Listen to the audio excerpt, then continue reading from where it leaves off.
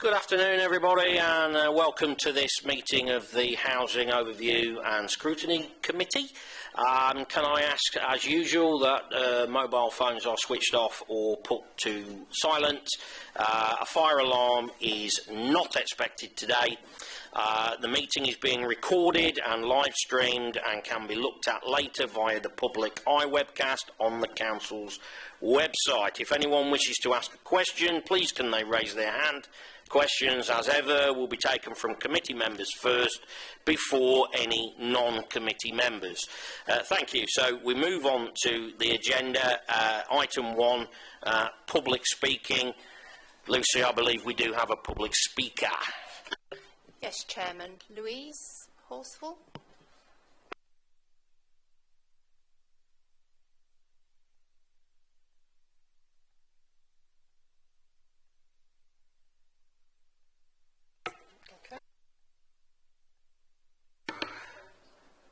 Okay, Louise, so take your time. Okay, as I've just said to you, if you want to incorporate your 2 questions into 1 question, as it were, I'm more than happy to take it, and then following that you have a supplementary question. Okay, go ahead, thank you.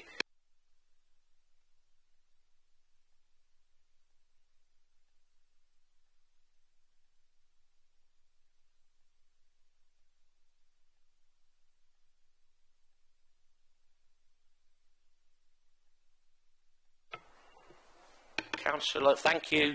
Councillor Moran. Yeah. Hi, Louise. We've spoken on the phone. Do you want to sit down? Might as well be comfy. I've got a bit of a long answer for you, that's all. All right. The first part of your question about the protections that are in place. When it's improvements, we take time during the survey stages to understand the residents' needs, especially the ones that are vulnerable, and any support that might be needed. This may be in the form of decanting the tenant. Decanting is moving them to another property while we do the improvements, or providing support through external resources to assist with things, like we might arrange for moving of furniture or possessions, or for kitchen replacement, if it's a kitchen replacement, or we might provide temporary facilities if it's an adaptation. Whatever the circumstance, we're sympathetic to the tenant's needs and react accordingly.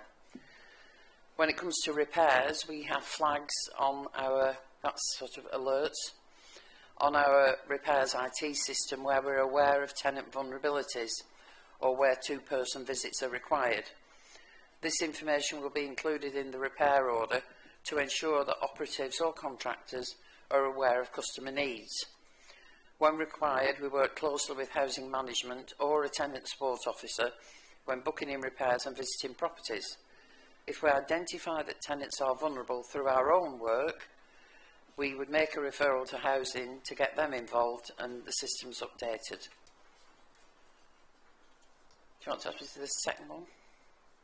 Sorry? Do you want to ask me the second question, if that's all right, if that answer's okay? Lee said that I wasn't to ask 2 questions, but was to incorporate it all into 1, so I sort of attacked part of the second question onto the first question and said what happens when things go wrong. Right. Should anything go wrong either during or post works, we would investigate on a case-by-case basis and react accordingly. This could be a simple case of getting an operative or a contractor back to rectify the issue, which we did in your case. More complex matters could involve a supervisor or a manager investigating and agreeing appropriate actions. We've got a robust complaints policies and procedures in place to ensure that formal complaints are investigated and matters resolved.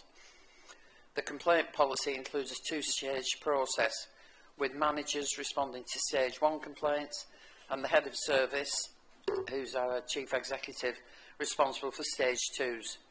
If the customer is still not happy with our response or the complaint is not resolved, they can escalate the complaint to the Housing Ombudsman. Obviously, we're going to do everything we can to avoid an official complaint, purely because of the amount of time that's involved in officers investigating every single bit of information we have on that and producing a report. So we do bend over backwards if something's gone wrong to try and put it right.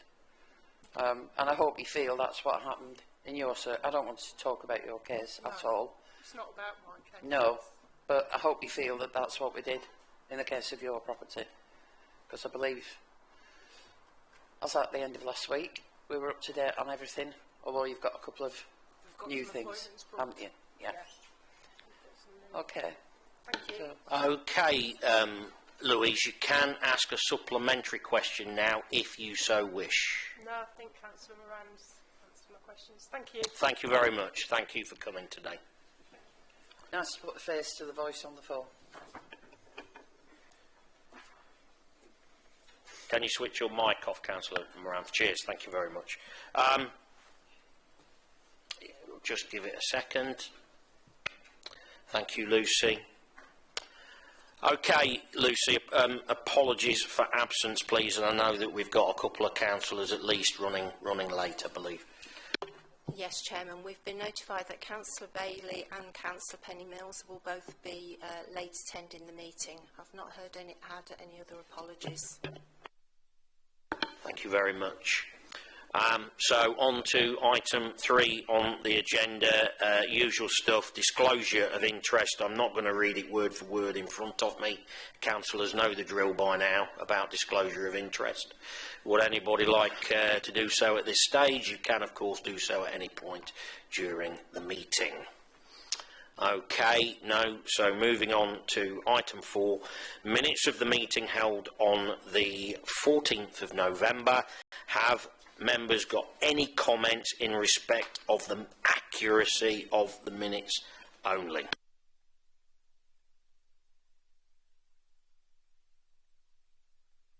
That would appear not. So could I have a proposer for said minutes, please? Thank you, Councillor Lay.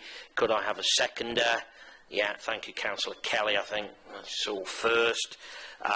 So all those in favour of those minutes, please show. Thank you. Any against?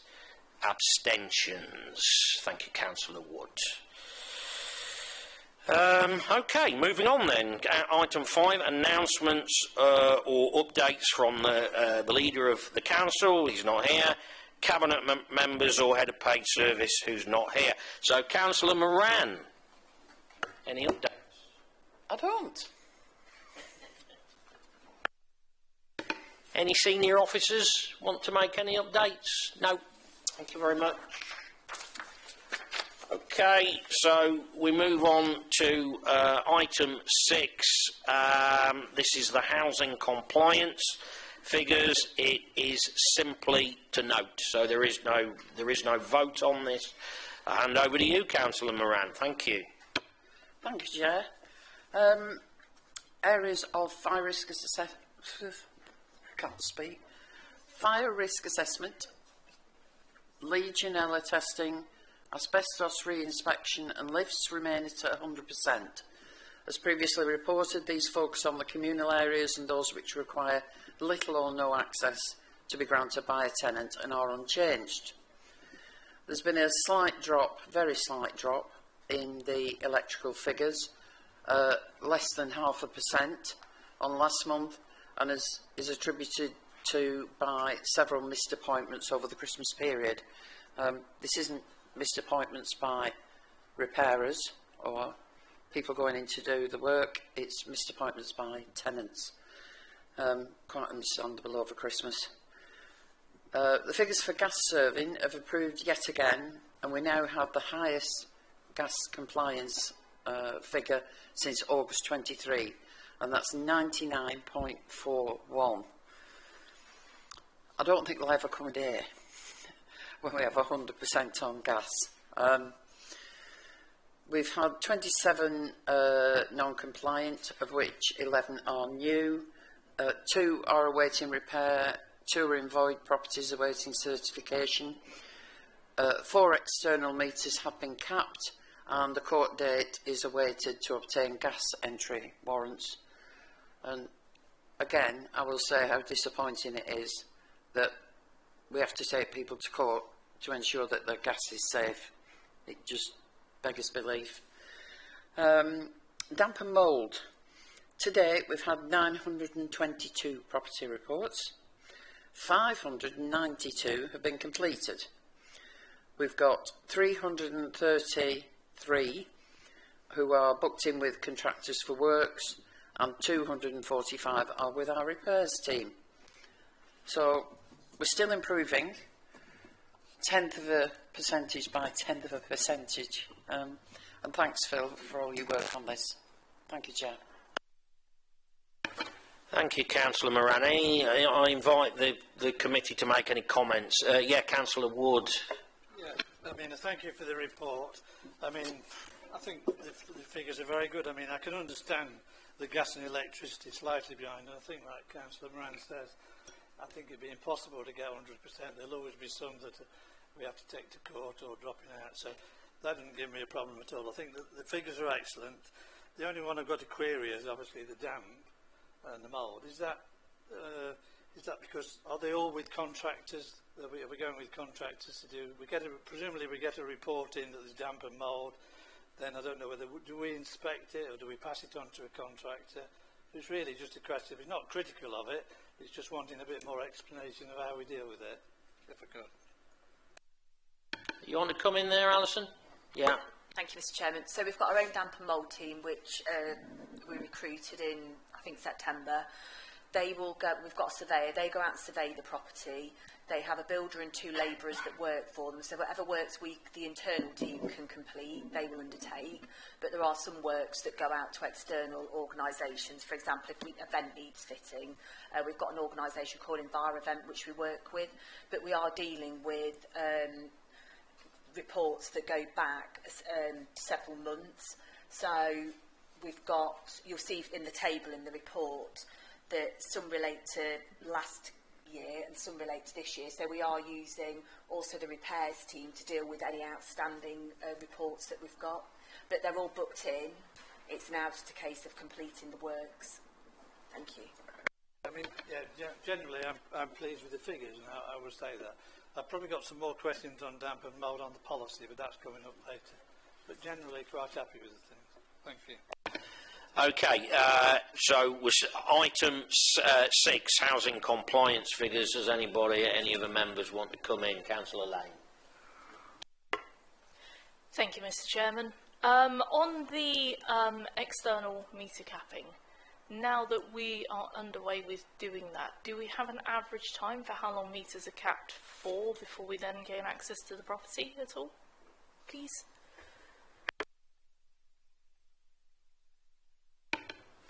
Phil? Thank you. Actually, no, we don't, but it's something that we could do. So I'm more than happy to go away, speak to the team and get that for you. It's not something we've been recording because we know that once they are capped, there is that turnaround because it shows in the figures. But I'm happy to go out and get some numbers and bring that next time, or I can send an email once I have that data if you're happy. Thank you. Anything else on item 6, members? Okay, fantastic. So that's duly noted, and the committee looks forward to the update in March.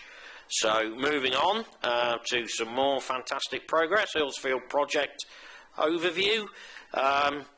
Councillor Moran.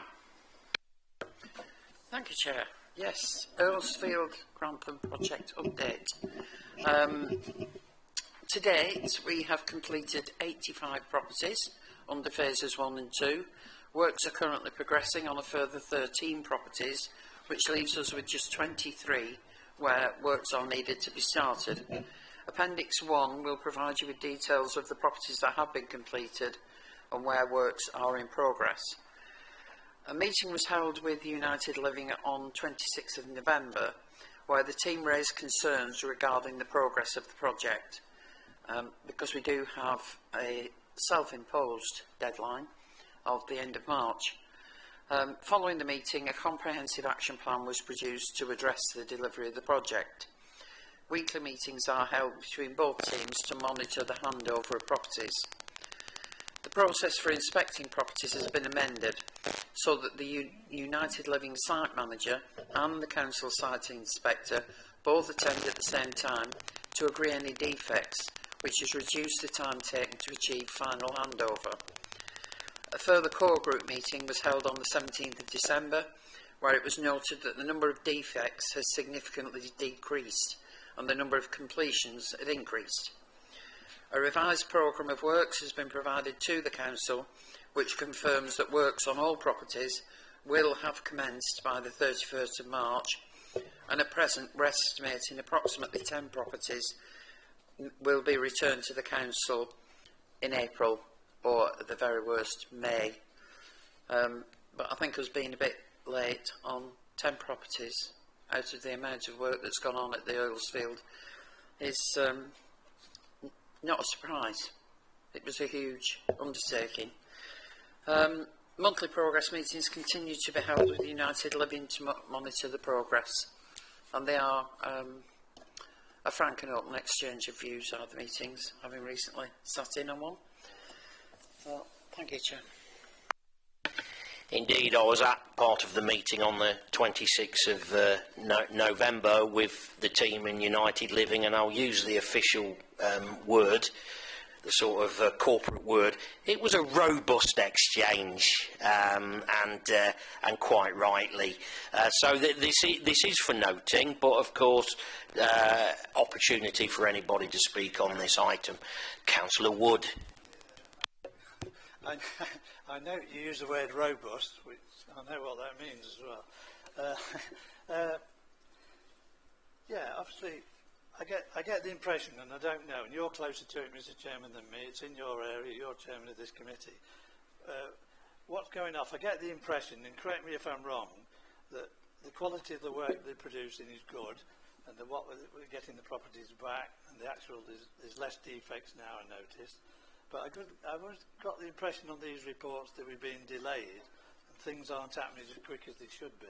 They're being late, and I can't get to the bottom of it.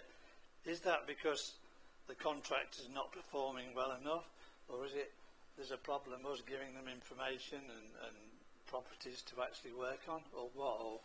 Or in your opinion, Mr. Chairman, is it going well or not? Because I don't know. I just get a feeling, and I am sceptical of these things.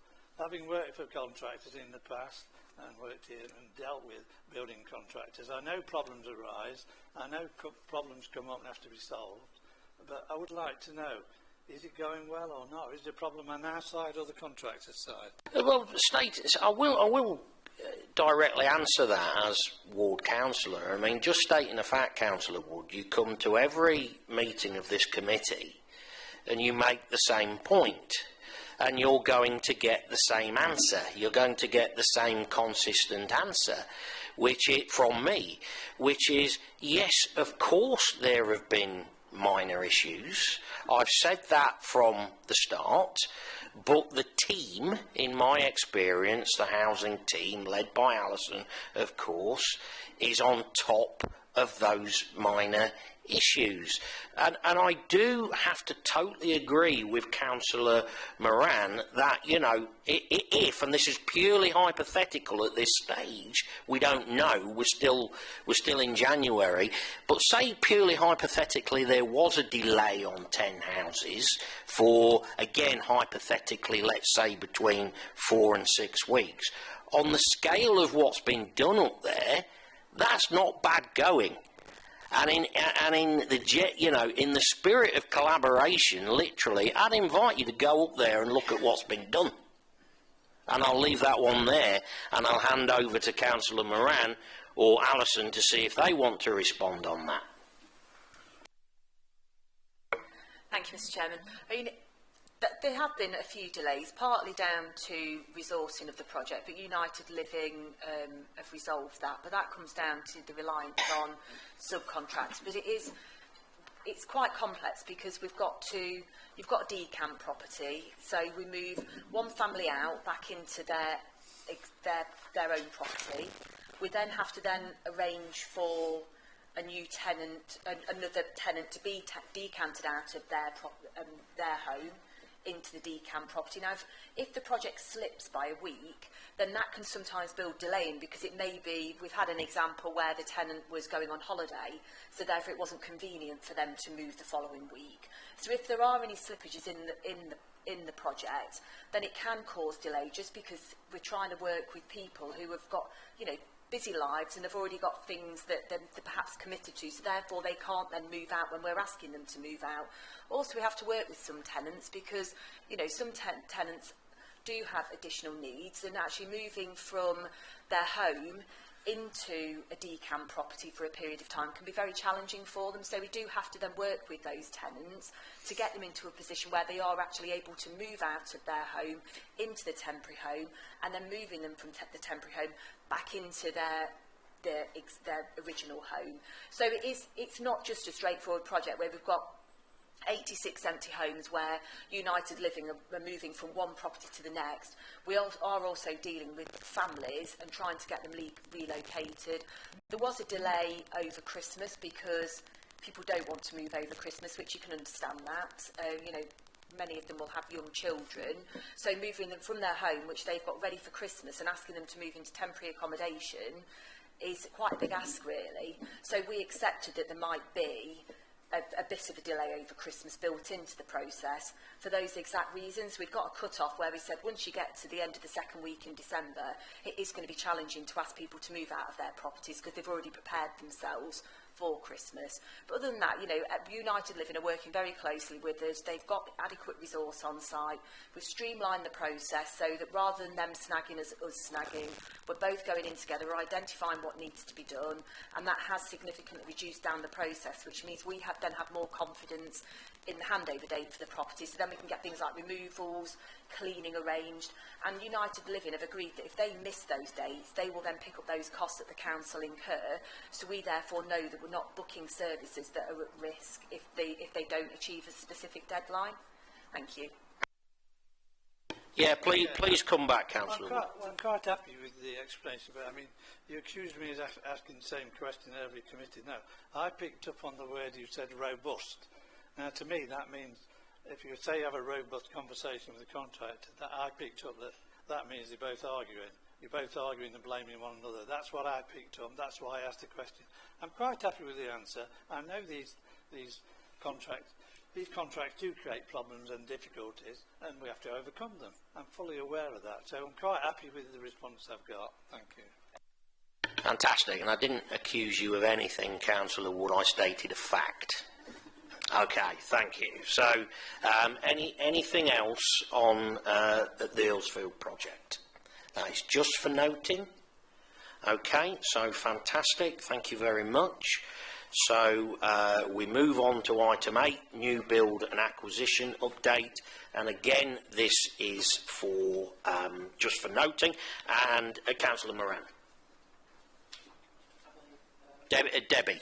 Thank you, Debbie. Sorry, Thank you, Debbie. Thanks, Chairman, and thank you for allowing this just to be a verbal item given the length of today's agenda. So just to give the committee an update on where we are with some of our new build housing. Swinegate and Grantham, which is the 20 units that Lindham's are building out for us. We're at the halfway mark of that project, and we're on track to complete in July this year. So that's making really good progress. They're putting the roofs on at the moment. Larch Close in Grantham, there's been an amendment to our original application to change the 4-bedroom properties into 2 fully adapted bungalows, and that's being considered by Planning Authority at the moment, and we're just waiting for a determination on that. Mercer Building Solutions are building the Larch Close scheme for us, and they've also started to discharge some of those planning conditions as well. So we're looking to be on site hopefully March, April this year. Wellington Way in Market Deeping, we had pre-app advice on an 11-unit scheme. We're just waiting for some consideration on the biodiversity net gain report, and hoping to get that fully submitted for full planning in the next week or so. Corby Glen, we accepted the first phase of the 36 houses that we acquired just before Christmas. So that's the David Wilson development, and the first phase we've now got fully tenanted. So we got those houses handed over, which was great. We're also working with them to see if we can try and move forward on some of the other phases as well, to try and bring those forward as sooner rather than later. We are in the final phases, so by Friday this week we'll have bought the last LAF houses for LAF, the Local Authority Housing Fund 2. They're all new build properties, and we'll be accepting those on Friday. And we also have been offered a bungalow and a 6-bed property back from some tenants, so we are going to be taking those through the acquisitions process as well. So happy to take any questions on that. Thank you. Thank you very much for that, Debbie. So any questions from members, please? Going, gone. Okay. Thank you very much for that. Now I need to get my teeth in for item 9. Fire compartmentation works update. Again, it's for noting and to agree to a biannual progress update. So, Councillor Moran. Thank you. I think I've got to say the word 3 times, that's all. If I can skip it, I will. I can't even say it the first time. Compartmentation programme update, that's it. Emphasis is in the wrong bit. This report outlines the work to date on a part of the fire safety improvement programme which the compliant team were tasked with. Compartmentation is a key part of a fire strategy, and it simply puts in break areas into compartments which will delay or prevent the spread of fire and protect the shared areas and means of escape. The schedule of work and decision on which sites to enhance first was based on several factors, including vulnerability of residents, fire risk assessments, and the compartmentation reports themselves. These works include the replacement of fire doors, provision of fire breaks and fire curtains in roof voids, sealing gaps or voids in communal spaces, and there have been 471 fire doors and 40 fire curtains fitted in the first phase. 11 of the first 15 schemes have now been completed, with the remaining 4 requiring some building works which are linked but not part of the project to be completed before the works can be finished. Excuse me. Once completed, we can start phase 2. Thank you. Thank you very much. Phil, you don't want to say anything at this stage? No, that's absolutely fine. So I open it to members for questions.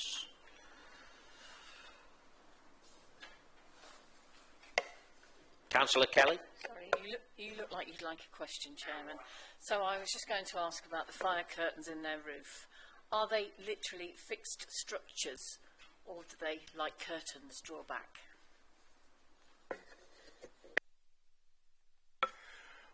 Both, without sounding. So it is a fire curtain, as you'd expect. It is made of material. It does stretch across, but you can't just pull them back and wade through, because that would mean that there is a break in them. So it is a fixed fire curtain.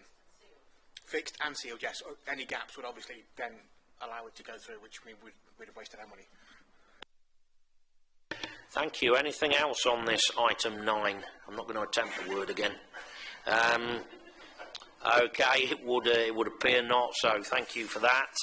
So we move on to item 10, a vital piece of our work, of course, homelessness and rough sleeper update. Again, this is purely for noting. Councillor Moran? Thank you. Yeah, quite a long report about homelessness, but it should provide you with an update on the status and recent activity of our homelessness and rough sleeper services. It shows the current position with change for links, our homelessness service, and the outcome of the annual rough sleep account, which was conducted in November. The report also provides an update on severe weather emergency protocol, which has been triggered twice recently due to the colder weather. I suspect we might have another swept coming up next week sometime, if you believe the weather scare people on Twitter. A key point to note in the report is the details in relation to the opening of our new night provision shelter. I'm going to bang on about this again because it's so good what we've managed to achieve with the night shelter. I know Sarah's been working on it for quite some time with the ARC, and it's been a great success. I think last Friday we provided 117 bed nights to 17 different people. We've got 2 of the people who've used the facilities now in permanent accommodation, and is it 3 or 4 others? 3 others which have found alternative accommodation. So it's really good. Apparently they've made like a little community for themselves down there. So they're all getting on. Nobody's acting up or anything like that. And it's really good, and they really appreciate the fact that we go along both when they check in at night and first thing again in the morning, and we talk to them, we look at alternatives for them, we look at helping them getting out of the situation that they're in through quite often no fault of their own. We're able to give them advice. We can check what benefits they're on, make sure they're getting the right benefits. So it's just worked out really well, and I did a quite effusive press release on it. But I just think the team have played a blinder here, and it's really good. And we've still got people there. Just because SWEP's finished doesn't mean we kick them out again. We're still working with them, still providing them with overnight, you know, in a kitchen, somewhere to have a shower, and yeah. So I'll be quiet now. Okay.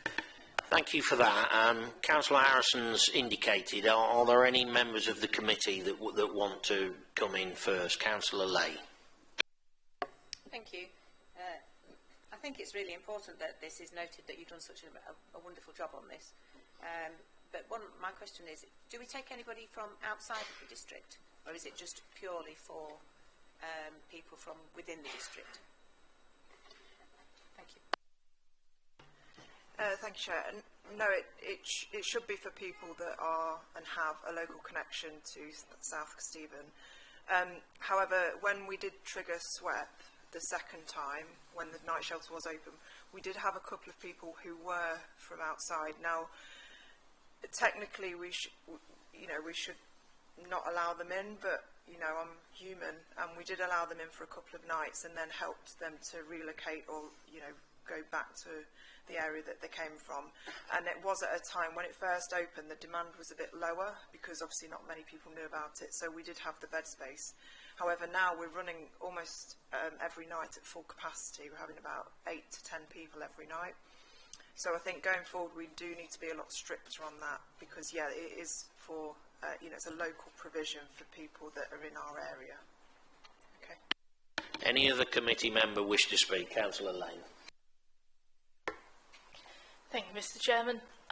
There's a couple from me on 3.22 on the figures. Firstly, is the really good news about the night shelter. When we're reporting on that, will that be reported as temporary accommodation, of which is our stock? And my other question is, and I'm hoping it's going to be a good news story, how did the active cases drop so much over Christmas? Well, over the winter, please. Thank you, Chair. Yes, it will be counted towards our number in temporary. I'm trying to work out how to do it, because the people we have got in there, we don't actually have a duty to house any or all of them outside of SWEP. So it is actually a provision that is over and above what we actually need to do, which is obviously something that I welcome and no doubt the committee welcome. So I'm just trying to figure out how to report it so that it reflects, you know, where we stand in terms of our duty. And sorry, can I just clarify which figure you were looking at over? I was looking at the October to November. We've dropped by 60 cases. Yeah, so I think it's just natural people either don't, so they're active homeless cases, it might be that we've discharged duty to them or they've been rehoused. I think it's just a natural drop. Sometimes we have open active homeless cases that actually they've not been engaging, so we tend to have like a bit of a, not a clear out, but we review them periodically. So I would expect that that's what that slight drop is. And then obviously that carried through to December, it went slightly up again. Councillor Bailey. Thank you, Chairman, and apologies for my lateness to the meeting. Just on the budget for homelessness, I mean, the night shelter, great, it's fantastic. Don't have any other words to describe it as other than that. Definitely a step forward for us as a district. On the budget of things, obviously, so I'm just trying to understand, we have, I think in 3.7, we have an allocation, this pot of money that gets given for all these 3 districts that we're in this partnership with, and that's going to change at some point in March, sometime soon. In 3.25, it talks about this 27% increase in funding from central government, much welcomed. And I think in our kind of budget for that's coming up, we're adding an extra 300,000 into homelessness budget. Am I correct in terms of just trying to understand kind of these pots of money and kind of how much we're actually committing to kind of homelessness for the district, or am I completely wrong with this? I just want to say briefly, I have touched on this in a couple of budget meetings, the extra 300,000. There's been a change in how we could, although we've had quite a good increase from central government, there's been a change in how we can spend this, and there's only 49% of it can go on temporary accommodation. The rest has to go on staff or initiatives to prevent homelessness. So I was keen, while we could afford to keep this 300,000 in reserves, I wanted to keep it because sadly homelessness does nothing but increase, and I see nothing in the current government or previous government's activities that aims to redress this. But I'll let Sarah add her bit. Thank you, Chair. Just to clarify, and hopefully I will make this clear, but please come back to me if I don't. There's 2 separate pots of money. So there's the RSI, the Rough Sleeper Initiative funding. That's the section of money that we've pulled together with the 3 other districts and created Change for Links. Now that is, for all intents and purposes, discretionary. Each local authority is given some money, and really you can get creative with it. You can use it over and above your statutory duties. The other pot of money is your homeless prevention grant, and that's what we use to run our statutory service, so statutory homeless duties, temporary accommodation, etc. So they are 2 totally separate pots. We try and keep them separate, and I know producing a report that talks about homelessness and rough sleeping, lines can be blurred, but yeah, so the RSI that you referred to first, that's the one that we pull with the other 3 districts. Change for Links, we're trying to move away from that model and keep our share of that RSI funding so that we can use it in, you know, bespoke services within South Kesteven. Still work with the other districts to formulate what that looks like, but we want the services to just be provided to South Kesteven. And then, yeah, the second bit of that is homeless prevention grant. That's where we've got the 27% increase, and that's Councillor Moran was talking about there, where we can only spend 51% of that on temporary accommodation. The rest has to be spent on either staff or other sort of creative initiatives to try and prevent homelessness. Do you want to come back on that, Councillor Bailey, at all? Yeah, just to say thank you for kind of the understanding of the budget. Obviously, you know, I'm not an accountant, and there's pots of money all over the place, but that hopefully, you know, myself, I definitely understand more about kind of where this money is and how it's all going to kind of line up to, obviously, our various kind of initiatives kind of over the next financial year. So thank you for the explanation. Thank you, Jack. Thanks for your patience, Councillor Harrison. Please come in.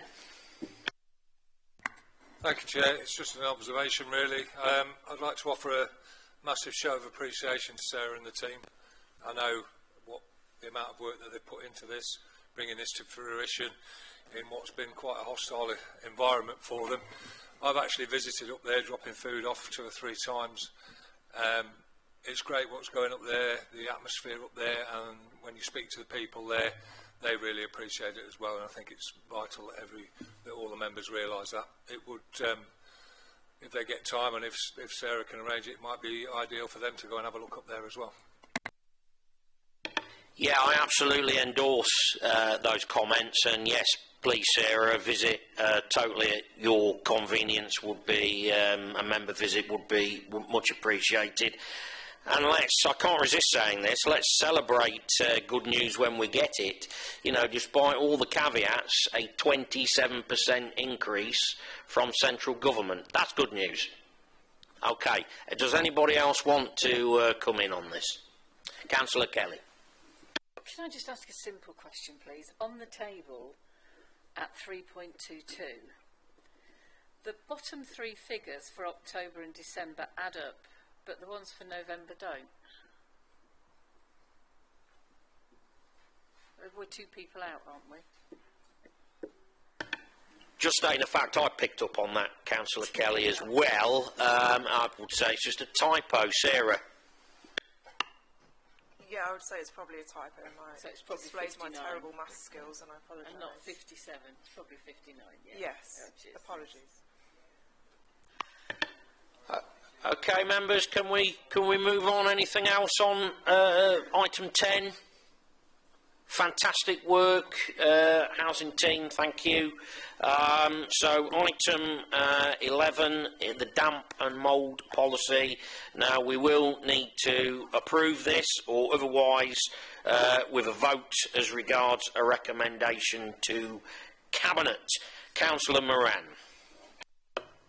Yeah, I'll be brief on this. It's the report provides the committee with an updated damp and mould policy, which will be effective from April this year. I was going to say next year then, but I haven't quite got into 2025 yet.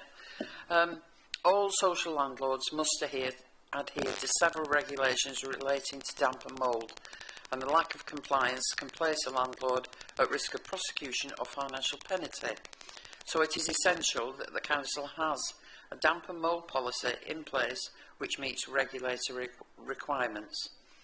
This standalone policy attached Appendix 2 is in line with good practice and other landlords and replaces the current damp and mould protocol attached to us, also at Appendix 2. Section 3 of the report provides details of the key considerations for social landlords when responding to reports of damp and mould. Thank you, Chair. Thank you. So I open that up to comment. Councillor Wood. Thank you, Mr. Chairman. Yeah, I welcome policy. Yeah, I think it is essential that we do have a policy and that we update it, keep it up to date. So quite happy that we have a policy.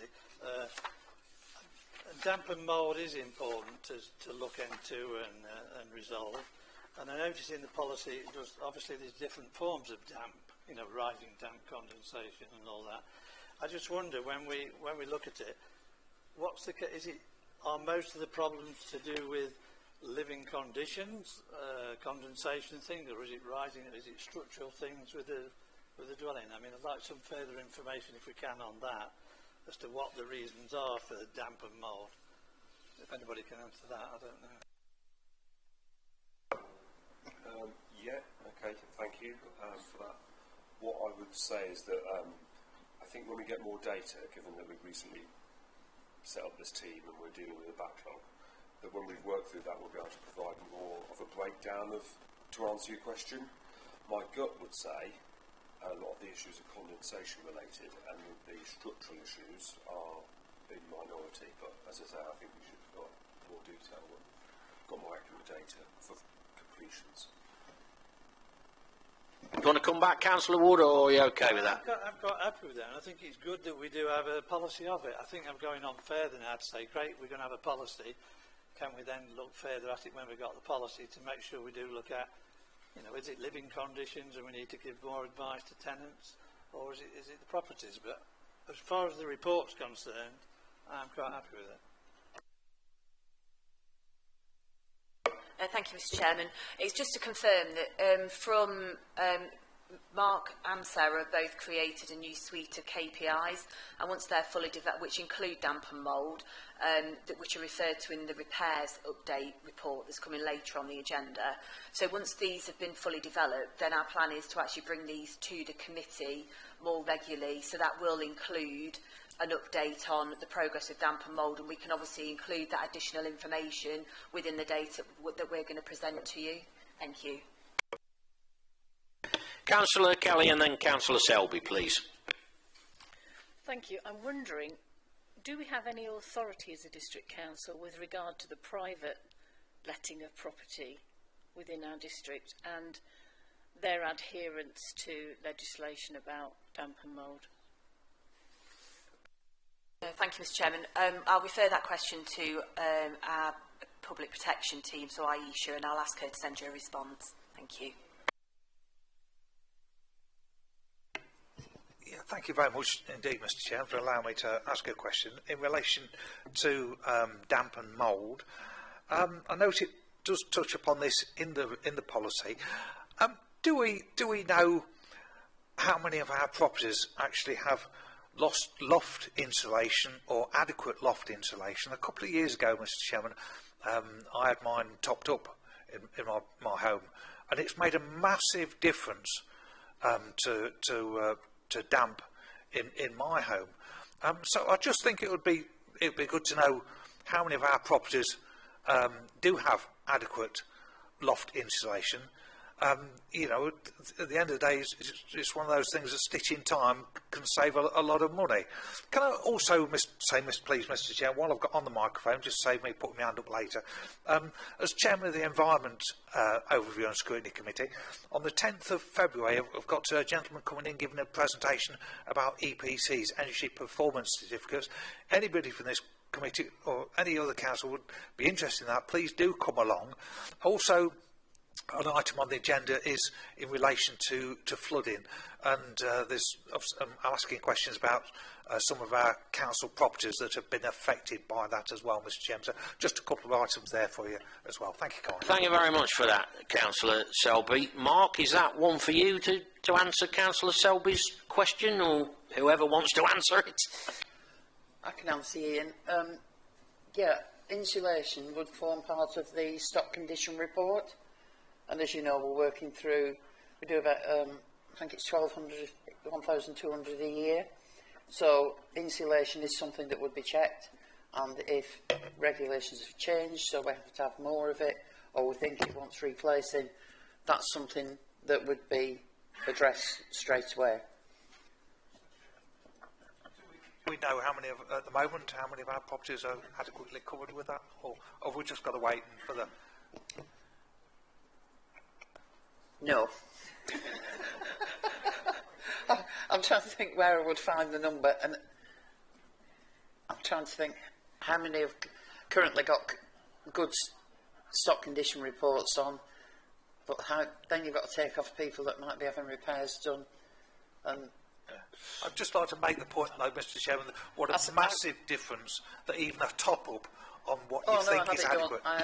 Okay, can officers please get in Councillor Selby an answer to that? Yeah, please, not right now, obviously, but yeah, please come in, Alison. Thank you, Mr. Chairman. I haven't got an answer, but we do keep the information. We have a system called Apex, which records data on which properties will have loft insulation. So, and it should include the date of when that insulation was installed at the property. So, that if we were going to go through a mass loft insulation project, that should highlight the properties that we should prioritise. But obviously, we've got limited amounts of funding, so it's about trying to prioritise, you know, what's the highest priority when we're completing work. So if we're putting new energy efficiency measures into the property, then that would form part of that, because as you say, if we are improving the property, then we want to make sure that we also include all elements of it as much as we can. Thank you. Thank you very much. Thank you. Councillor Bailey and then Councillor Lane. Thank you, Chairman. Here's a general question around policies. I think, as a committee, I've noticed that we get a lot of policies for obviously damp and mould and different policies regarding to housing. I think when I look at a policy, kind of, we get a full policy to read. I mean, I think what I would prefer, if it's possible from the officers, is just to highlight the areas that have changed in a report, because obviously, I think like we do with like the Constitution, for example, we actually get highlighted which bit of it has changed. It's just like I said, it's almost like looking for a needle in a haystack, kind of actually understanding what's changed from the old policy to the new policy. I just don't know if that's possible to actually just allow us as a committee just to focus in on the changes rather than trying to kind of review an entire policy every time, if that's possible at all. Thank you. Thank you, Mr. Chairman. Yeah, you're right. Normally they would come with track changes, but these have been full rewrites of policies, so they've been fully restructured to make them more user-friendly. So, yeah, ordinarily, if we're just, like the Constitution, if we're just changing an element of it, then we can just put track changes in, but this would have been a fully track change document for you. Thank you. Yeah, trust me, I don't have memorised every policy we have, so that I can come along and go, oh yes, 3.2.A, that doesn't say 2 now, it says 3. But thanks for mentioning it. Thank you, Mr. Chairman. Just picking up on the return visits at the end of the policy, just wanted to understand if that is something that our system will flag easily when we have return visits coming up, and what we plan to do about it if it turns out that a return visit is the result of a tenant not following guidelines, please. Thank you for that. Yes, our system will allow that. So it's a bit like a post-inspection. When we finish the previous stage in the process, we plan the next date in 6 months' time or whenever we want that to be. And in terms of if we find further issues, obviously if it's a property, we will raise follow-up works through the repair system, or we'll provide more support to the customer if it's a housing-related issue, advice, etc. Okay, well, I'll let you in, Councillor Kelly. I was just about to say, I think, questions have been answered, which is what we're here for, but to me this is a bread and butter issue, literally, so I'm going to let Councillor Kelly in, and then I'm going to ask for somebody to propose and second this, please. Councillor Kelly. You might wish you hadn't done, Chairman. It's just that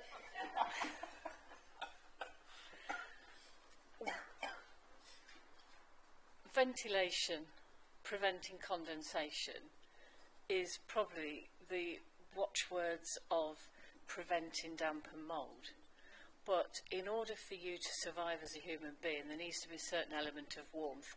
I talk from somebody who opens the windows of her conservatory in the winter because it's not heated.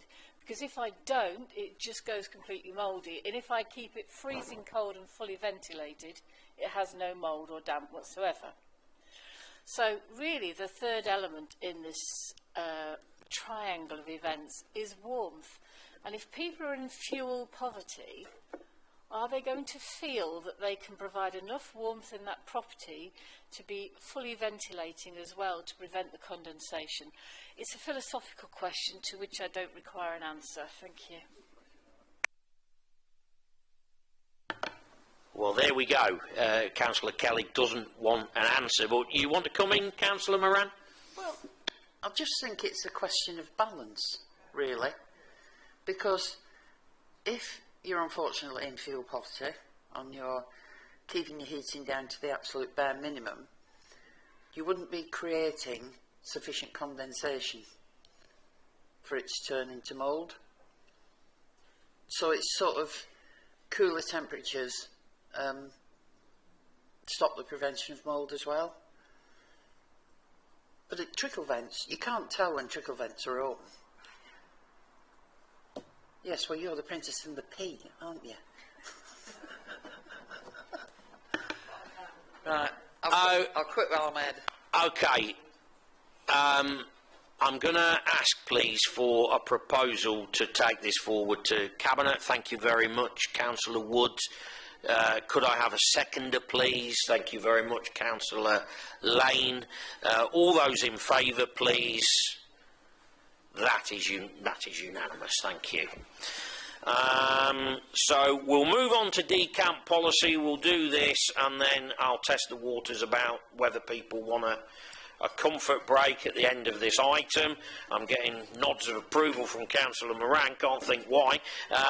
So we move on to the decamp policy, and again this will need a vote to propose it to Cabinet. Councillor Moran.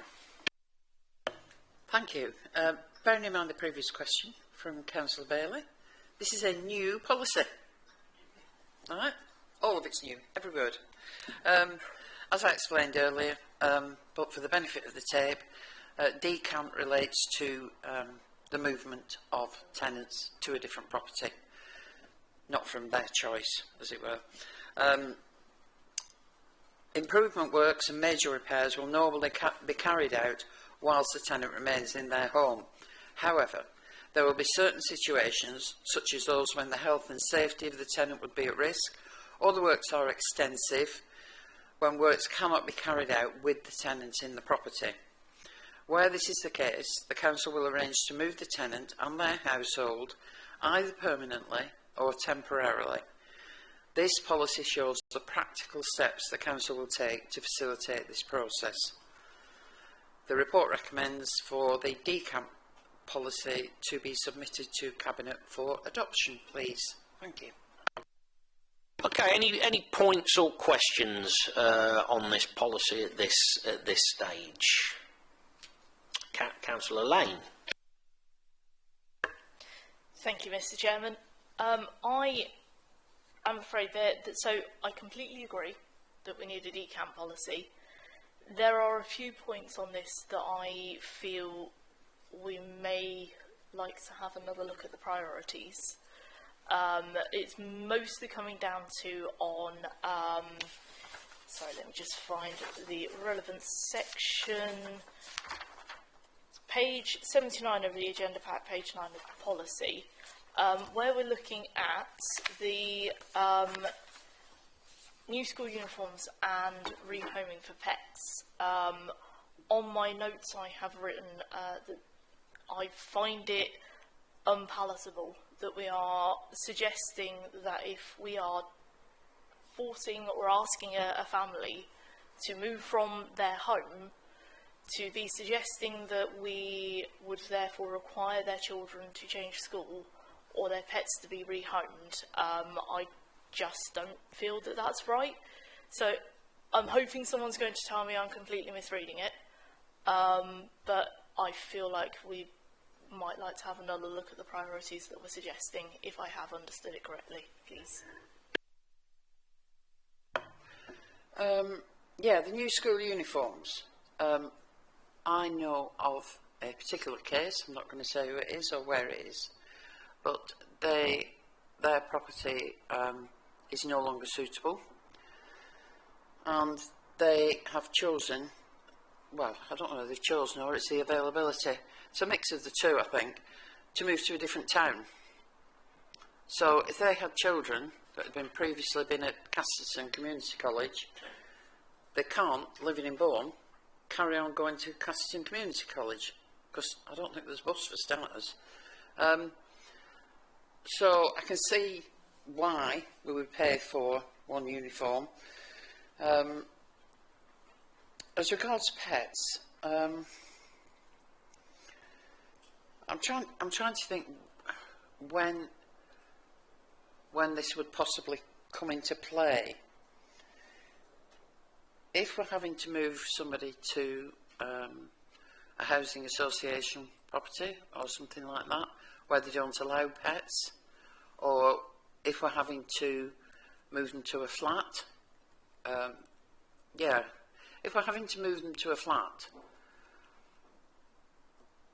it could be difficult for somebody with a dog, particularly if they've got mobility issues and they can't be on the ground floor, trying to get the dog out all the time for walks and things. I'm going to ask Sarah about this. Sarah?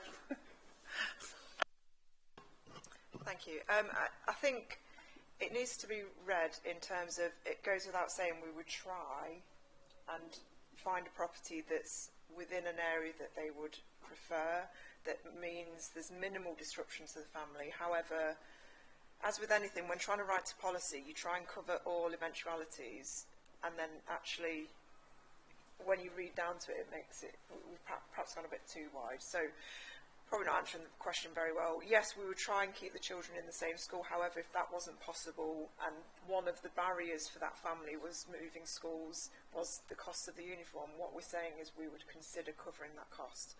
The rehoming of pets, again, I would be distraught if a family had to be parted from their pet. However, our priority is to make that family safe, and if that means, even if it's temporarily, rehoming that pet for the time that they're in the decamp property, for them to be reunited when they go back, again, it's just covering that eventuality that we would look at covering the costs of that. Again, in an ideal world, we wouldn't even need to entertain the idea of that happening. It's just, as I said, trying to write a policy to cover everything to see what we would pay for. That's where we were getting to, if that makes sense. Thank you, Mr Chairman. I mean, I think we need to bear in mind this policy covers both temporary and permanent decants. Now, with a permanent decant, the tenant is given the option to, I think, up to 2 properties, Sarah, so they can be offered 2 properties. So they do have a choice of where they can, well, a choice of the properties we have available. So it could be that a tenant decides that as part of that decant they want to move from Grantham to Bourne, but they appreciate that that will involve a change of school, which will then incur the cost of a new school uniform. So Sarah's right, what this policy is trying to cover is every eventuality. So when we're moving somebody into a temporary, for a temporary decamp, we will try as hard as we can to keep them within the area they live, but we do have a minimum number of decamp properties, and sometimes we don't have a choice but to move a tenant from a property. So at the minute we have, well, we're building up 4 decamp properties specifically to be used for damp and mould, but that we're limited on where they'll be, so they're going to, the likelihood is they'll be in Grantham, Bourne and Stamford, and obviously we'll try to place people wherever they, you know, wherever possible, so there's links to get them to the school. But as I say, this is also covering permanent decants, so there is a choice up to a point, which is explained in one of these paragraphs.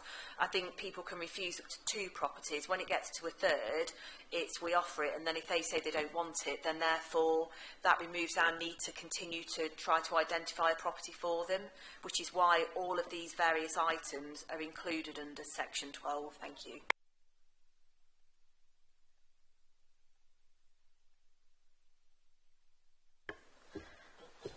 Thank you for your answers on that. I feel like it might be helpful if there was something in the policy that actually indicated in which circumstances we'd expect this to happen. And obviously, if it's something that the tenant has agreed to and suggested they'd be open to, say moving from Bourne to Grantham or vice versa, as we all know, there is no public transport. So you would reasonably expect to be changing schools, and that's a case of starting a new life, and I just worry that we're setting ourselves up for a fall where it could become the norm when we have decants. It's just my concern on it. Do you want to come back, Alison? Thank you, Mr Chairman. Can I just confirm, decant is our last option that we're looking at. We have, you know, less than, I think we've had 1 temporary decant this year that I'm aware of in this financial year. So this doesn't happen frequently where we are moving people out of their home. We will try wherever possible to complete the works whilst the tenant is still at their property. Where you might get a permanent decant is where the council is choosing to dispose of a property which is completely outside of the tenant's control. So this policy is supporting them with that move, and it also is consistent with what other local authorities offer as well, because we have used, we've reviewed decant policies which other councils are operating, and we do need to just make sure that we're covering all reasonable costs. But as I say, decant is it's very infrequent that we actually one of these takes place during the year. It's just good practice to have a policy in place so that we all know what we expect. The Housing Ombudsman expects us to have this policy in place so that everybody knows what their role is within this process. But they're very, very infrequent. We do have people that apply to the housing register to move house, but that is something that they're choosing to do, which would obviously fall outside of this policy. I wouldn't expect there to be I wouldn't expect there to be a significant number of decants per year where this actually therefore had a significant financial cost on the council. Thank you. If you want to come back again, Councillor Lane, as Vice Chairman of the committee, I'm more than happy for you to do so. Okay, thank you. So Councillor Bailey and then Councillor Kelly. Yeah, just obviously listening to a question from Councillor Lane, and I guess, you know, I spotted that one school uniform as well is quite a, you know, obviously I've got a 6-year-old, and you know, if he had to change schools, you know, I'd need more than one uniform. And I think the challenge that we have here is that we have two different types of decant trying to fit into one policy. You know, you've got an emergency, planned temporary, and planned permanent. I think each one, you know, in theory, could be different situations. I know, kind of, Councillor Mann, you kind of gave an example earlier on, and obviously there is another example where, you know, there's a property that gets flooded on one side of Grantham, and the only available one is on the other side of Grantham, and you know that's going to take 6 months to change, and it might be that that family have to obviously change that child's school. I think that's another scenario that could exist. I know it's rare, but I think in that situation, unfortunate as it is, and obviously a family in distress, I think that, you know, one school uniform, I don't think that's going to do much for them. I think that there should be some other options on there that see the kind of more school uniform, or maybe an allowance. Here's, you know, £25, £30 to help with that adjustment in that rare occurrence that it has. I think education, you know, if this was to ever happen, obviously education is such a fundamental part of a child, and you know, I'm thinking of worst case scenarios of a house being flooded. You know, the structure of a child being able to get back to their friends and school is quite a fundamental part of, you know, that child's well-being. So I think that, I know this is kind of what-if scenarios, but I do think that the policy should take into maybe more consideration kind of, you know, that child's education in the event of a decamp. So they were my thoughts on it, just adding to the debate there. Thank you. Okay, thank you. I'm going to let I will let you sum up, Councillor Moran, of course I will, but I'm going to let Councillor Kelly in at this stage, please. Mine is a separate topic. I've been looking at the policy labelled as page 10, which is on page 80 of our documents, and it's in reference to home contents insurance. And it suggests that we will consider meeting any reasonable additional home insurance costs that the tenant is subject to and is associated with a decant. And I was thinking it would probably need to be with a temporary decant or up to 6 months for a permanent decant. Otherwise we could find ourselves paying their home insurance for the next 50 years. Okay. I think we need to qualify that one in the home contents insurance. That's been fully accepted, Councillor Kelly. Cheers. Right, I'm going to let Councillor Moran sum up. Very, very quickly, Councillor Bailey, please. Thank you. It was just another point on there. I spotted that around kind of options for temporary accommodation, the first option on there is encouraging tenants to stay with friends and family. I think that's, you know, fairly reasonable, you know, in these situations if that was to happen. But then when you scroll down a bit further, it says that rent and service charges on the permanent tenanted home needs to be continued to be paid as SKTC is providing accommodation. Now, obviously in that situation, SKTC isn't providing the accommodation. So is the expectation that if I was to be emergency or whatever decant, and I'm staying with friends and family, am I still expected to pay rent on that property that I'm not living in, and SKTC aren't actually kind of providing any accommodation to me? Thank you. Yeah, I think, sorry, through the chair. Similarly with the school uniform query about one child, obviously if they've got 3 children that are all at school, we'll give consideration to them all having a uniform. But uniform is something that parents buy all the time. Yeah, they do. They have to keep replacing uniforms all the time. Except in the case of my son's rugby shirt, which I never replaced because it was so huge when he got it. It actually lasted him all the way through school. And all of this is things that we will consider. None of these are saying we will absolutely pay for the redirection of your mail regardless, even if you never receive a letter, or, you know, rehoming of pets. Such a lot of this is in the hands of the tenant and the choices that they make, and none of it is set in stone.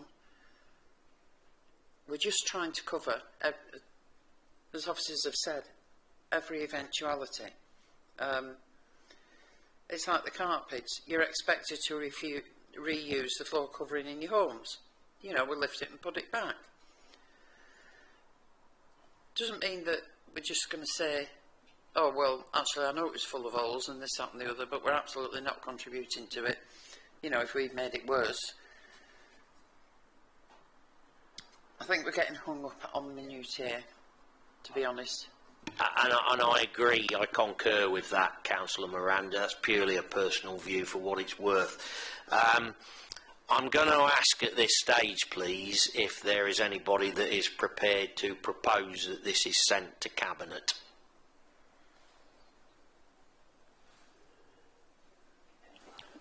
Thank you very much. Do we have a seconder? Thank you very much. So it's been proposed and seconded. All those in favour of sending this policy as a recommendation to Cabinet, please. All those in favour? That is 3 in favour. All those against? That is 2 against. And any abstentions? 1 abstention makes the vote 3-2. It goes to Cabinet. Thank you very much. I need a cup of tea. Councillor Moran needs some nicotine. I'm going to propose that it's 12 minutes past on that clock at the back. I'm going to propose that we come back at 25 past, please. 25, is everybody okay with that? Marvellous, thank you very much.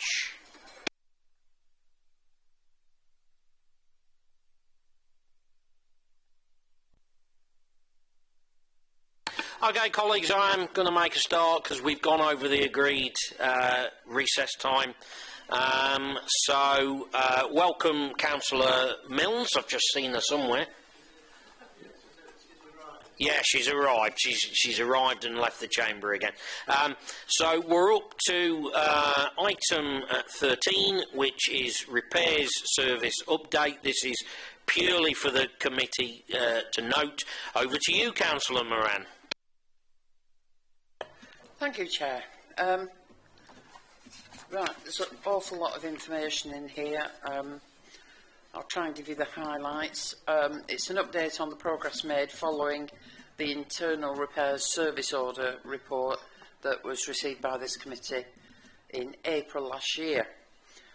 The internal audit report for the responsive repairs service stated that the Council could take partial reassurance that the controls to manage this area were suitably designed, consistently applied or effective. A number of required actions were identified to strengthen the control framework. Appendix 1 provides details of the progress made against the audit actions. This update was also presented to the Governance and Audit Committee in November 24 as part of the internal audit follow-up report.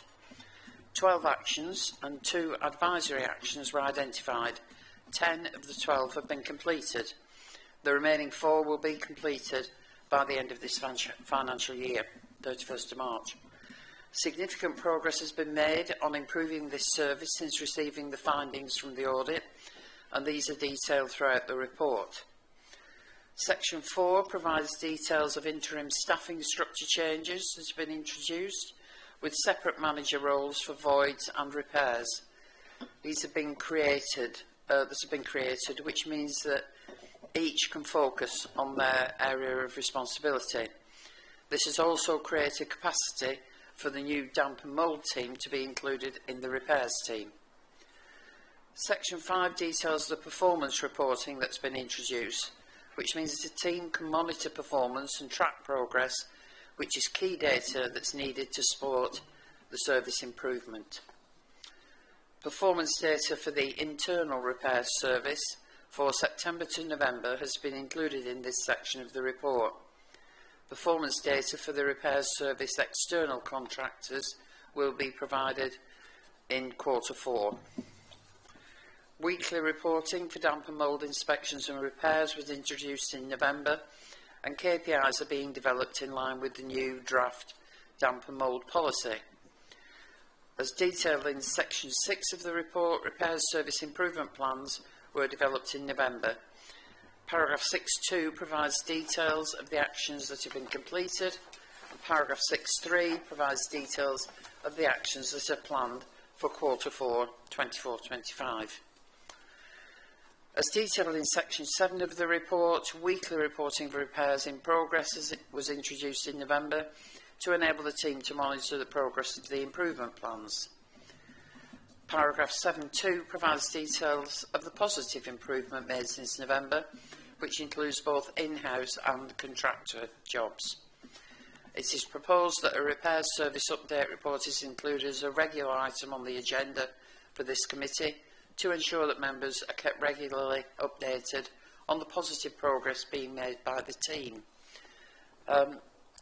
If the committee or chair would like to recommend a period when they want the next report, whether it be 3 months or 6 months, I'd appreciate it. Thank you.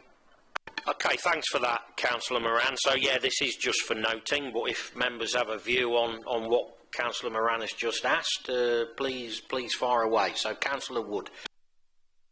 Thank you, Mr. Chairman.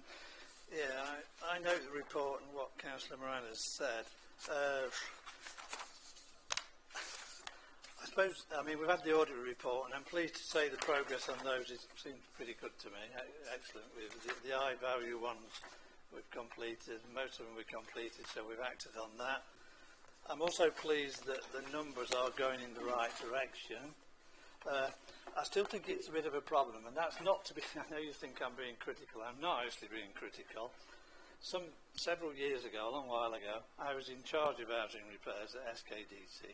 I'm well aware of the problems, and I must admit at that time, the backlog of repairs was a problem then, has been ever since, and I think it probably still is a little bit now, although I'm pleased the numbers are going down. So it is a difficult problem to solve. All I would say is, keep going, the numbers are looking in the right direction, but don't take your finger off the pulse. I think we've got to keep on with it, because it will be a problem, backlog of repairs, so we need to keep at that, but generally keep at it and I accept the report. So thank you.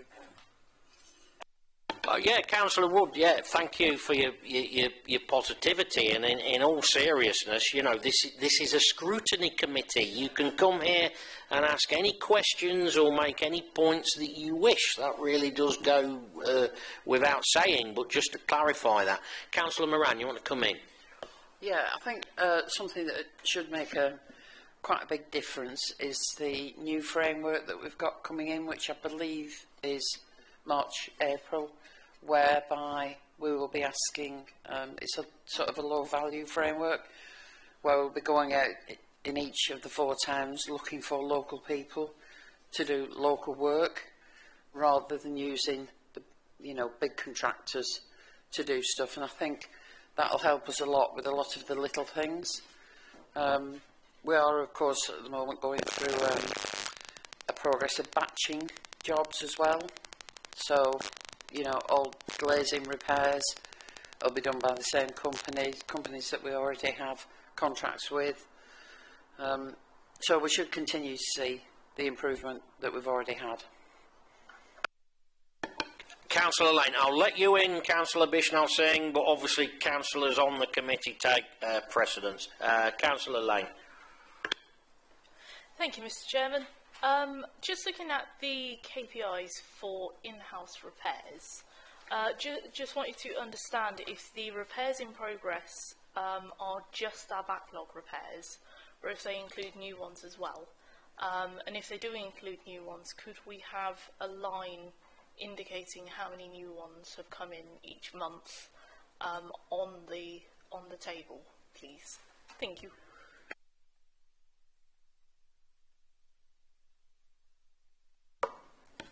Do you need further clarity on that, or is that okay? Yeah, just the first point around new repairs. They will be picked up in the numbers in the in progress, the overall WIP, and that's something that we've been working really hard on over the last 6 months, is to make sure that when new repairs come in, that they are allocated straight away, and that's why that indicator has been included on here, so that we can see those not allocated numbers coming down, because you see there's a target there, a very challenging target of 0, to make sure they are appointed and all allocated. But yeah, we can provide any additional information that we need. Councillor Mills. Innocent question. Is there somewhere where you distinguish between simple repairs and more complex repairs, and the timescales required, and how that is divided up? I mean, this to me just appears like one batch of repairs. Could be anything. Yes, so we've got a repairs contact centre where all repairs are reported into. They allocate orders and timeframes in line with the policy, and the timeframes are based on the complexity of repairs. So you'll see within the new repairs policy, you've got timeframes of 60 working days for complex repairs, and then obviously shorter timeframes for quicker and more urgent repairs. So the assessment is made in the contact centre when they raise the order. Do you want to come back, Councillor Mills? Just briefly, you say more complex. Does that mean they are or are not more urgent? Can you just explain that to me? Because sometimes complex can mean it can wait, but you might need to decant somebody. It could mean it's urgent because it's got a real issue with it. So, again, is that somehow itemised out? Thank you. So complex can mean several trades involved, and for example, you may get a complex repair which includes an urgent element. So you would allocate that on an urgent make-safe, and then you would follow up on a longer time frame for further follow-up works, which may be complex, and as I say, be 20 working days or 60 days, depending on how much work's involved. So the assessment's made on the urgency and complexity and allocated accordingly. Okay, can I ask us, to answer your question, Councillor Moran, can I ask as Chair of the committee that we get an update every quarter, please? Are members happy with that, every quarter? Because we hadn't answered that question, so yeah, every 3 months, please. Councillor Bishnal Singh, thanks for your patience. Thank you, Mr. Chairman. I just want a clarification. I've got two questions. Just first one is a clarification on page 88.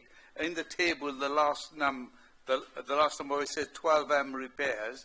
Is that 12 million repairs, or what does M stand for? It stands for 12 months. 12 months. Thank you very much. Yeah.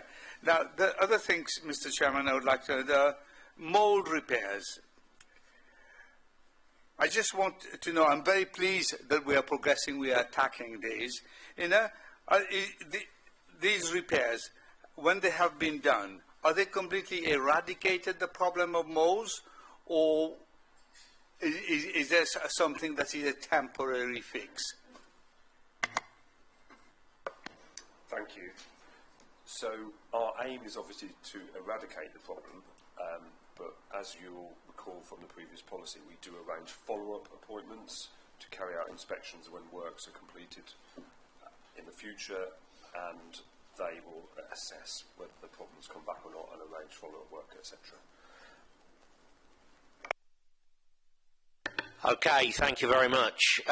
So we've noted that repair services update, and we've asked for further updates every quarter. Let's move on. Thank you very much. Item 14, Riverside Communal Heating Upgrade Works. An overview of January 2025. Councillor Moran. Right, Riverside Heating. Hesitate to say this, but it's all worked. Touch wood. Right, I'll read the official line. This report provides the committee with an update on the progress of the works to the Riverside Communal Heating System. Table 1 in paragraph 2.4 provides details of the short-term rectification and enhancement works which were presented to the committee back in September, where it's confirmed that the focus would initially be items 1 to 8 alongside replacement boilers, where we took the view that let's stop keep repairing these boilers and repairing them over and over again, let's just replace them. So I'm pleased to be able to confirm that new boilers have now been installed, which have been operational since December.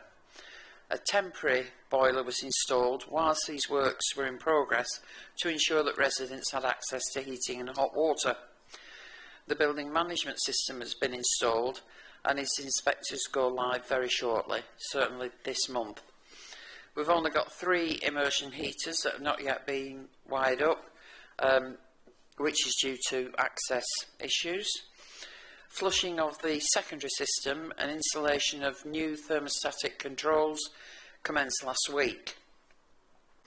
Chemicals will be added to the system to ensure the existing pipework and system is in the best possible condition to ensure efficient running once the flushing of the system has been completed. The Council's Mechanical Contracts Manager has regularly attended Riverside during the works to monitor progress to address any concerns or issues that residents have experienced. Table 2 in paragraph 212 details the costs incurred to date on the project.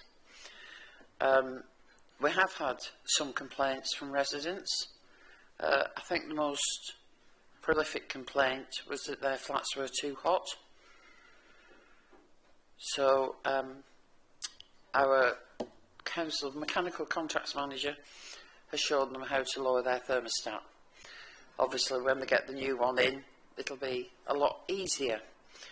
But touch wood, it's all worked, and yeah, I'm chuffed to bits that we seem to have. No, I'm not going to say sorted it out. I don't want to tempt fate, but yes, nobody was cold for Christmas. Thank you, Chair. Hallelujah. Right, Councillor Bailey as a ward councillor. Thank you, Chair. Firstly, I just want to say thanks to the emergency services that attended Riverside on Saturday to deal with a small fire. So thank you to them for responding, and to the officers that went down to the properties as well. Great news. Obviously, yeah, warm for Christmas. Maybe that's a tagline we could use at some point. But yeah, much welcomed for all the residents at Riverside. Obviously, two quick things. Obviously, I think last meeting we talked about the compensation that was kind of owed for previous kind of problems. Just a quick update on where we are with that. And secondly, in terms of budget, and like I said, I'm not holding anyone to numbers here, but you know, we've got on there table 2, 154. Where do we think this is going to kind of end up? You know, all in. You know, is it the 200? Just to kind of understand, kind of, you know, what we've kind of committed to spending to fix the problems once and for all. Thank you. Thank you, Mr. Chairman. Yeah, the compensation's all been paid to the residents. It went against their rent account, which is what we've done with previous compensation. It was paid in line with our compensation policy. The only works I believe that are missing from this table is the the replacement of the heaters in the communal room, and then we're all, which is I think approximately £3,000, and then we will also be replacing the flooring as well in there, because the heaters at the minute go to the floor, so it will leave gaps in the flooring. I think that's around £10,000, but it might be slightly under that. So I think probably £12,000, which will bring the works in at the under what the estimated cost was. Thank you. Yeah, please come back, Councillor Bailey. As ever, I want you to have your full say as the ward councillor on this. Thank you, Chairman. I don't have much more to say, really, apart from kind of thank you to the officers. It's been a lot of work. Thank you, Councillor Moran. This is something that was long overdue. This is, the amount of emails that I'm sure that myself and Councillor Harrison receive over Riverside since I was elected at least, and some of those meetings that we attended were pretty kind of turbulent. But yeah, glad that this is all going to be resolved once and for all, and happy to move on and look at what else needs to be done. Thank you. Fantastic. I'd love to end it on that wonderfully positive note. So unless somebody else is desperate to come in on this, gone. So we've noted that.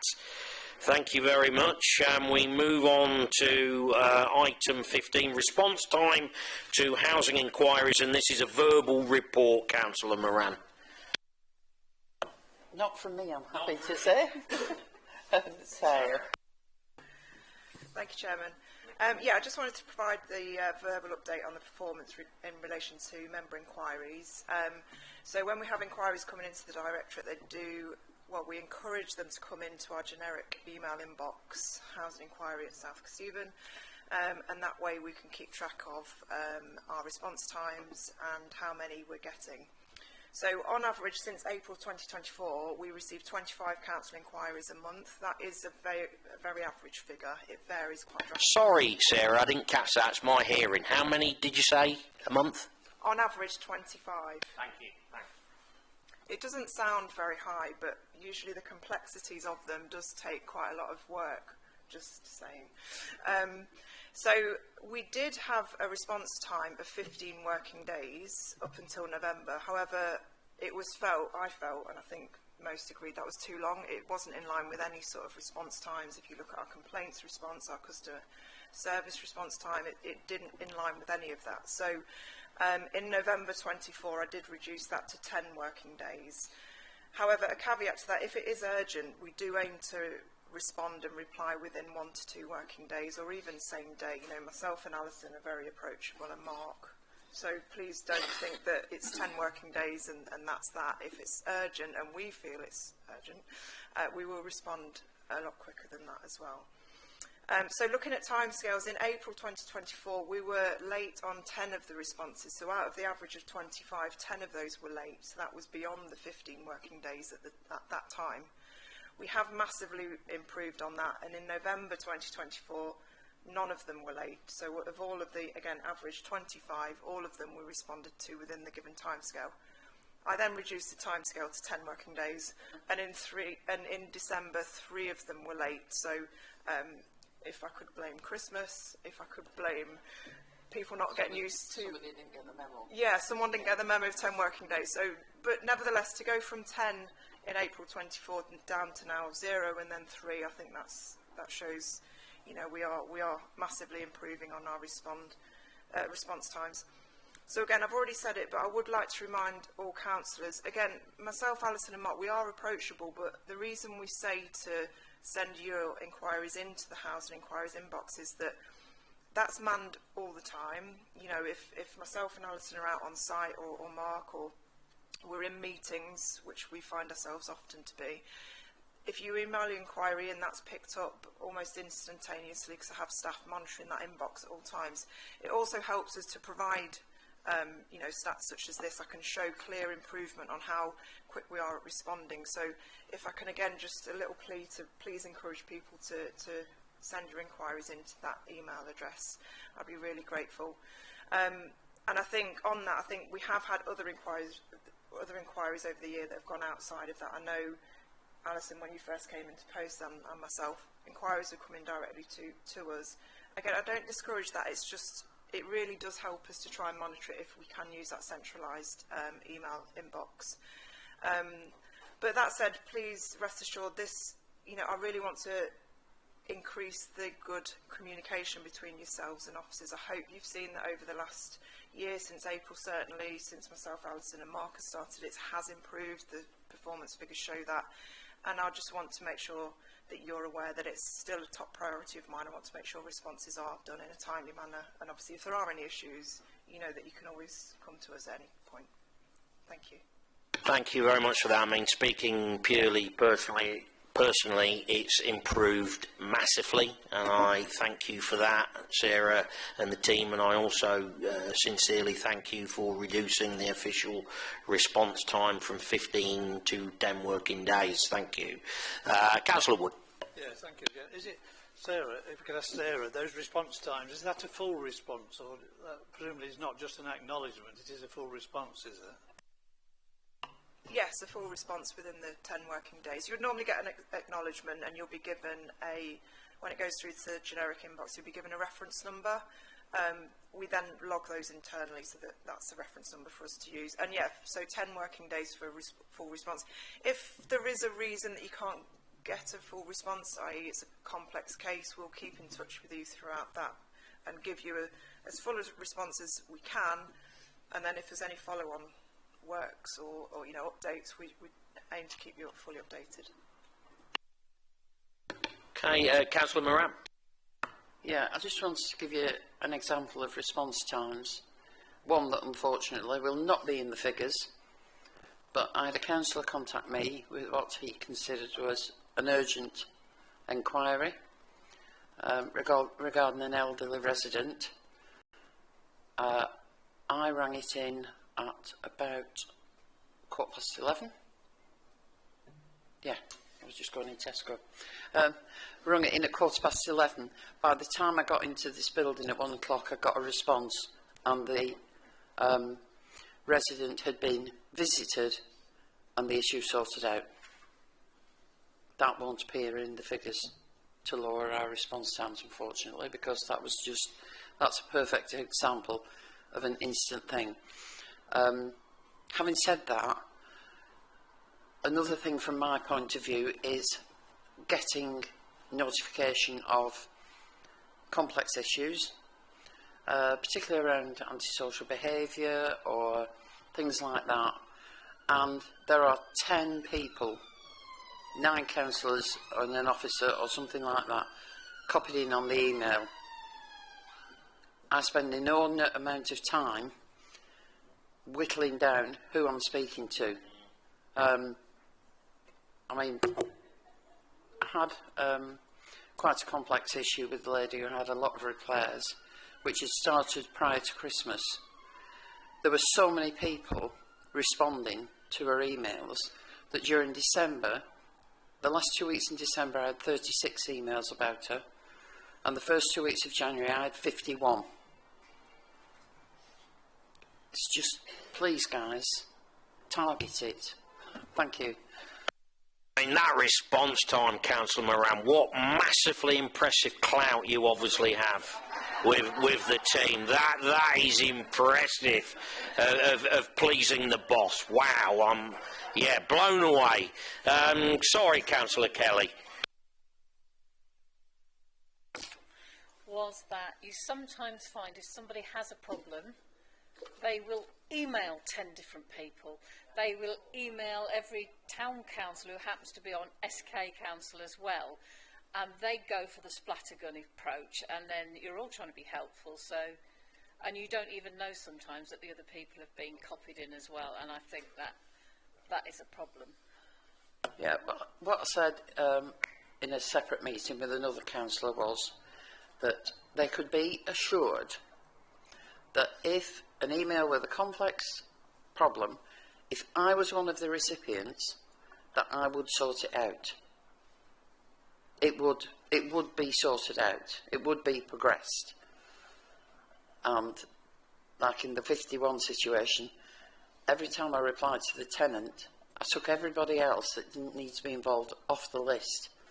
And somebody, who shall remain nameless, added them all back in again when they responded. Anyway. Yeah, the list included the tenant's mother, didn't it? Literally, because I was in on that thread. But anyway, let's leave that one there. I think that.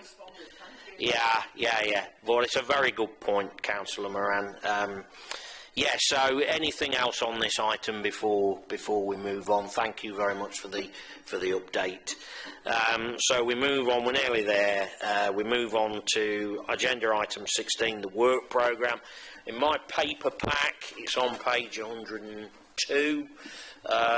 Is there anything that people would like adding to the March meeting, which is the 17th of March, and I'm assured by Lucy is again a Monday afternoon? Anything that people want adding to that work programme? Alison?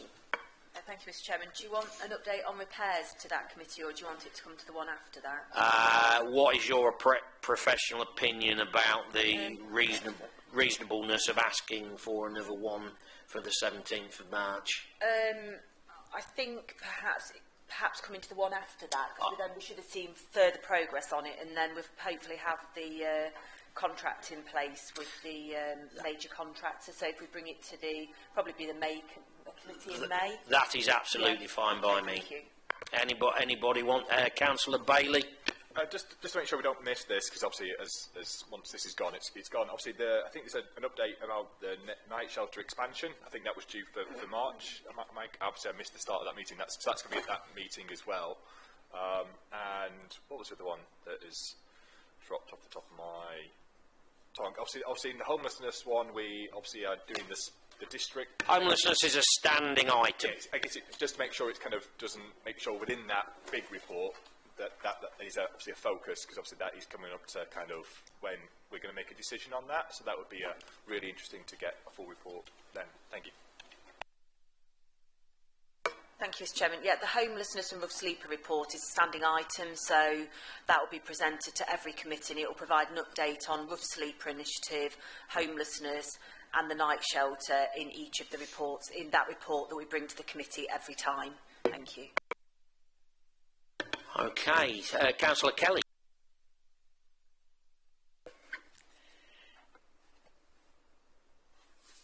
We were going to look at a report in respect of cladding on council properties that would be available for the January 2025 meeting. If not, it would be in March, but I don't see it on the March meeting. I sent out a note about that, Councillor Kelly, with a full apology. There was a report from Phil Swinton on cladding. I'm just being my honest self here. I'd personally lost it in the fog of the Christmas period. I reread the minutes of the last meeting over the weekend, and I sent Phil's briefing note out about that on Saturday night, which I know is very late notice, and I did. You've obviously not read that email, which, you know, it was sent late. No, my weekend didn't stop till midday today. Okay. Can I ask you to check that email? Yes. And if you want to come back, by all means, please do come back directly to me. Lovely. That's in this case. Yeah. You're looking puzzled, Alison. No, right, yeah. On the work programme, one of the items is public inquiries response times. Could the committee just clarify what they would like to see in that report? Because neither myself or Sarah know. What was that one, sorry, Alison?